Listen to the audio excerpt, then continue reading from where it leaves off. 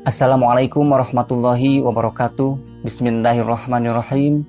Kita bertemu kembali dalam pembelajaran pendidikan agama Islam dan budi pekerti. Pada pertemuan sebelumnya, kita sudah membahas mengenai hari akhir yang wajib kita imani keberadaannya, sehingga kita bisa mempersiapkan diri untuk kedatangannya kelak. Dan iman kepada hari akhir merupakan rukun iman nomor 5. Dan pada pertemuan kali ini, insya Allah kita akan melanjutkan pembahasan dengan mengkaji rukun iman yang terakhir, yaitu rukun iman nomor 6, yaitu iman kepada qada dan qadar. Maka pada pembahasan bab 2 ini, kita masuk kepada sebuah tema, meyakini qada dan qadar melahirkan semangat bekerja. Para pelajar sekalian, pembahasan mengenai qada dan qadar merupakan bagian yang sangat penting karena berkaitan dengan masalah takdir. Ketika kita keliru memahami takdir, maka kita pun akan keliru dalam memahami makna kehidupan. Terdapat dua aliran Islam yang keliru dalam memahami qada dan qadar. Yang pertama, paham Jabariyah.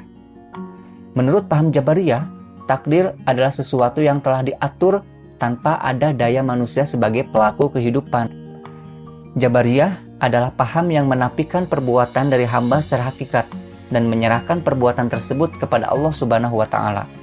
Artinya, manusia tidak punya andil sama sekali dalam melakukan perbuatannya.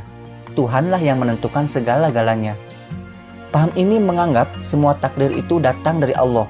Oleh karena itu, menurut mereka, seseorang menjadi kafir atau muslim adalah atas kehendak Allah Subhanahu wa Ta'ala. Sebagai contoh, ketika seorang pelajar yang tidak mampu untuk mengikuti pelajaran dan selalu gagal dalam mengikuti ujian, lalu dia menyandarkan kegagalan itu kepada takdir dan meyakini bahwa kebodohannya merupakan suatu ketetapan dari Allah. Yang pada akhirnya dia malas untuk belajar karena menganggap bahwa belajar merupakan sesuatu hal yang tidak berguna baginya. Dan dia meyakini bahwa dia sudah ditakdirkan untuk menjadi seseorang yang bodoh. Mungkin saja dia menjadi rajin beribadah dan berdoa berharap Allah merubah takdirnya.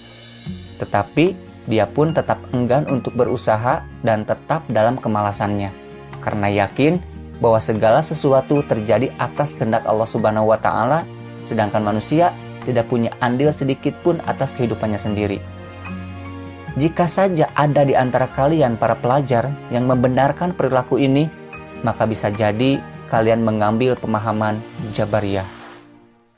Paham yang kedua yaitu paham Qadariyah. Paham Qadariyah punya pandangan ekstrim bahwa kita lah yang sepenuhnya menguasai dan menentukan apa yang terjadi pada kita, bukan Tuhan. Qadariyah adalah sebuah firqah yang mengingkari ilmu Allah terhadap perbuatan hambanya dan berkeyakinan bahwa Allah belum membuat ketentuan terhadap makhluknya. Dengan paham tersebut, mereka beranggapan bahwa setiap aktivitas manusia adalah semata-mata atas keinginannya sendiri yang terlepas dari kehendak Allah, dan bahwa manusia mempunyai kudroh atau kekuatan untuk melaksanakan kehendaknya sendiri. Contoh pemahaman ini, ketika seorang pelajar mampu mengikuti setiap pembelajaran tanpa mengalami kesulitan sedikit pun dan senantiasa berhasil dalam setiap ujian dengan nilai yang memuaskan, lalu dia beranggapan bahwa semua itu terjadi karena kecerdasan dan kerja kerasnya sendiri. Seolah-olah dia merasa tidak membutuhkan Allah, yang pada akhirnya dia malas untuk berdoa, bahkan enggan untuk beribadah. Karena beranggapan daripada waktu terbuang karena dipakai untuk berdoa dan beribadah, lebih baik waktu itu dimanfaatkan untuk belajar. Jika saja ada di antara kalian para pelajar yang membenarkan perilaku ini, maka bisa jadi kalian mengambil pemahaman Qadariyah.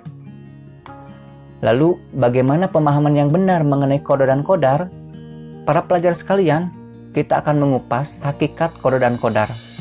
Qada secara bahasa berarti menentukan atau memutuskan. Sedangkan secara istilah, qada merupakan segala ketentuan Allah Subhanahu wa Ta'ala sejak zaman ajali, yaitu masa di mana yang ada pada saat itu hanyalah Allah Subhanahu wa Ta'ala. Dengan demikian, makhluk ciptaannya termasuk manusia belum ada. Sedangkan qadar menurut bahasa adalah memberi kadar, aturan, atau ketentuan.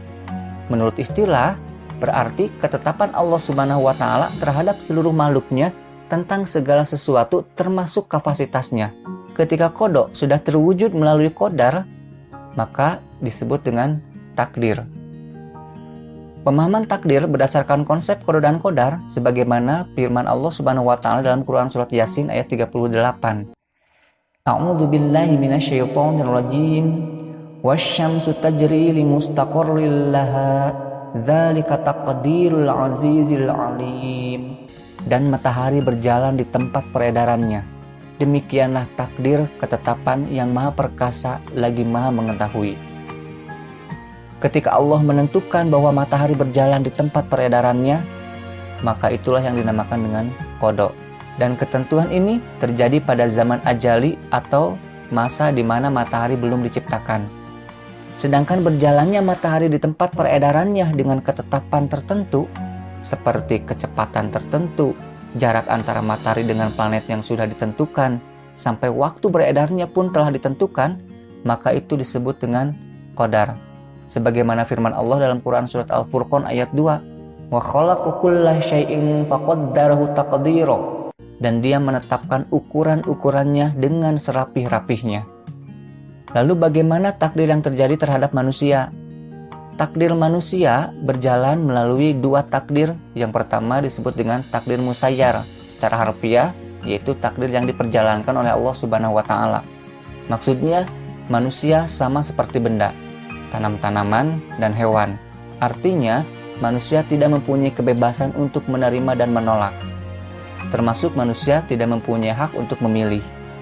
Misalnya, ada orang yang dilahirkan dengan mata sipit atau dilahirkan dengan kulit hitam, sedangkan ibu bapaknya berkulit putih, dan sebagainya. Sebagaimana firman Allah dalam Quran surat Al-Hujurat ayat 13. Hai manusia, sesungguhnya kami menciptakan kamu dari seorang laki-laki dan seorang perempuan, dan menjadikan kamu berbangsa-bangsa dan bersuku-suku, supaya kamu saling kenal mengenal. Takdir musayyar disebut juga dengan takdir mubrom, yaitu takdir yang tidak dapat diusahakan oleh manusia atau manusia tidak dapat merubahnya. Adapun takdir yang berlaku kepada manusia yang kedua disebut dengan takdir mukhayyar. Secara harfiah, manusia diberi pilihan. Maksudnya, manusia diberi kebebasan untuk memilih. Misalnya, seorang siswa bercita-cita ingin menjadi insinyur pertanian. Untuk mencapai cita-citanya itu, ia belajar dengan tekun. Akhirnya, apa yang ia cita-citakan menjadi kenyataan. Ia pun menjadi insinyur pertanian. Sebagaimana firman Allah dalam Quran surat Ar-Ra'd ayat 11.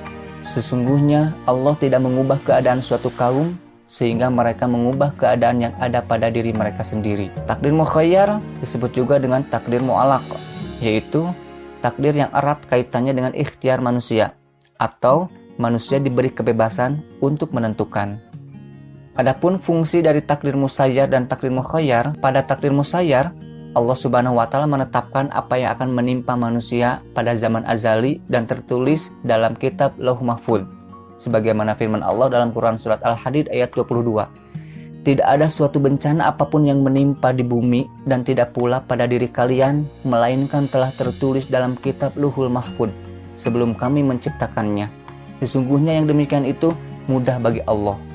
Hal ini berfungsi sebagai ujian bagi manusia, sebagaimana firman Allah dalam Quran surat Al-Mulk ayat 2, yang menjadikan mati dan hidup supaya Dia menguji kamu siapa di antara kamu yang lebih baik amalnya, dan Dia Maha Perkasa lagi Maha Pengampun. Berdasarkan ayat ini, Allah hendak menguji siapa di antara kita yang paling baik amal perbuatannya. Oleh sebab itu, masuk kepada takdir mukhayyar, yaitu di mana manusia menentukan pilihan pada setiap ujian yang diberikan oleh Allah Subhanahu wa taala. Ketika manusia diberi ujian berupa anugerah, maka manusia dihadapkan dengan dua pilihan. Apakah dia bersyukur atau dia malah takabur. Begitupun ketika manusia diberi ujian berupa ditimpa musibah, manusia pun dihadapkan dengan dua pilihan. Apakah dia bersabar atau mengeluh. Oleh karena itu, setiap perbuatan yang dilakukan atas pilihannya sendiri akan dipinta pertanggungjawabannya. Sebagaimana firman Allah dalam Quran surat Al-Isra ayat 36. Sesungguhnya pendengaran, penglihatan, dan hati semuanya itu akan diminta pertanggungjawabannya. Untuk lebih memahami, kita akan masuk ke contoh proses takdir musayyar dan mukhayyar. Pada takdir musayyar, Allah Subhanahu wa Ta'ala menetapkan bahwa seorang pelajar akan dihadapkan pada sebuah ujian di sekolahnya yang menentukan baik atau buruknya masa depan pelajar tersebut. Dan ini ketetapan Allah yang tidak bisa dihindari oleh pelajar tersebut, karena ini masuk kepada takdir mubrom, yaitu takdir yang tidak dapat diusahakan oleh manusia atau manusia tidak dapat merubahnya. Ketika manusia dihadapkan pada situasi seperti ini, maka masuk ke tahap proses takdir mukhayyar, yaitu berdasarkan ketetapan tersebut, maka seorang pelajar diberi kebebasan untuk memilih sikap apa yang akan dia lakukan. Maka pelajar tersebut pun dihadapkan dengan dua pilihan. Yang pertama, belajar dengan sungguh-sungguh. Yang kedua, malas belajar. Dan ketika pelajar tersebut belajar dengan sungguh-sungguh, maka dia akan mendapatkan kesuksesan. Tentu saja dia akan mendapatkan kebaikan dari Allah Subhanahu wa Ta'ala. Dan ketika dia malas belajar, maka dia akan mendapatkan kegagalan, dan itu merupakan keburukan bagi dia. Selanjutnya, kita akan mencoba memahami lebih dalam makna beriman kepada qada dan qadar. Proses berjalannya qada dan qadar atau takdir tidak terlepas dari sunatullah, yaitu hukum-hukum Allah yang disampaikan untuk umat manusia melalui para rasul yang tercantum dalam Al-Quran dan berjalan tetap dan otomatis. Oleh karena itu, keberhasilan hidup seseorang sangat tergantung sejalan atau tidak dengan sunatullah. Misalnya, malas belajar berakibat bodoh, tidak mau bekerja akan miskin, menyentuh api akan merasakan panas, menanam benih maka akan tumbuh, dan lain-lain. Ketika kita memahami makna beriman kepada qada dan qadar, maka tentu saja akan tumbuh motivasi untuk senantiasa berikhtiar, berusaha dengan sungguh-sungguh dengan sepenuh hati dalam menggapai cita-cita dan tujuan. Namun, ketika mendapatkan hasil yang tidak sesuai dengan keinginan kita, maka yakinlah bahwa Allah mempunyai rencana yang lebih baik lagi. Sebagaimana firman Allah dalam Quran Surat An-Najm ayat 39 sampai ayat 41. Dan bahwa manusia hanya memperoleh apa yang telah diusahakannya. Dan sesungguhnya usahanya itu kelak akan diperlihatkan kepadanya. Kemudian akan diberi balasan kepadanya dengan balasan yang paling sempurna. Motivasi yang kedua, yaitu termotivasi untuk senantiasa berdoa. Doa akan memberikan energi dalam menjalani ikhtiarnya, karena Allah Subhanahu wa Ta'ala telah berjanji untuk mengabulkan permohonan orang yang bersungguh-sungguh memohon kepada Allah. Sebagaimana firman Allah dalam Quran Surat Al-Baqarah ayat 186, Aku mengabulkan permohonan orang yang berdoa apabila ia berdoa kepadaku. Motivasi yang ketiga, dia akan termotivasi untuk bertawakal, yaitu menyerahkan segala urusan dan hasil ikhtiarnya hanya kepada Allah Subhanahu wa Ta'ala. Sebagaimana firman Allah dalam Quran Surat Ali Imran ayat 159. Kemudian apabila kamu telah membulatkan tekad, maka bertawakallah kepada Allah. Sesungguhnya Allah menyukai orang-orang yang bertawakal kepadanya. Setelah kita memahami makna beriman kepada qada dan qadar, maka tentu saja kita akan mendapatkan hikmah beriman kepada qada dan qadar. Adapun hikmah beriman kepada qada dan qadar, yang pertama, semakin meyakini bahwa segala sesuatu yang terjadi di alam semesta ini tidak lepas dari sunatullah.